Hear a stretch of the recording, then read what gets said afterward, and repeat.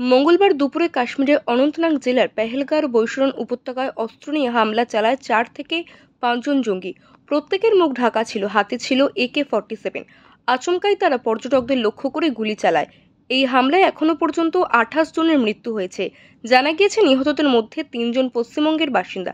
ইতিমধ্যে গোটা ঘটনা তদন্তে নেমে 4 জঙ্গিকে শনাক্ত করেছে ভারতের গোয়েন্দারা। 4 জনের ছবিও প্রকাশ করা হয়েছে। জানানো হয়েছে তাদের নাম আদিল, আসিফ ফুজি, সুলেমান শাহ এবং আবু তালহা। প্রসঙ্গত, জঙ্গি হামলার পর মঙ্গলবারই কাশ্মীরে পৌঁছন কেন্দ্রীয় স্বরাষ্ট্রমন্ত্রী অমিত শাহ। বুধবার তিনি ঘটনাস্থল পরিদর্শন করেন, সেই সঙ্গে ক্ষতিগ্রস্তদের পরিবারের লোকজনের সঙ্গেও কথা বলেন শাহ। পাশাপাশি জঙ্গিদের ছাড় দেওয়া হবে না বলেও জানিয়েছেন কেন্দ্রীয় স্বরাষ্ট্রমন্ত্রী। এদিনে জঙ্গি হামলায় আহতদের দেখতে হাসপাতালে যান অমিত শাহ।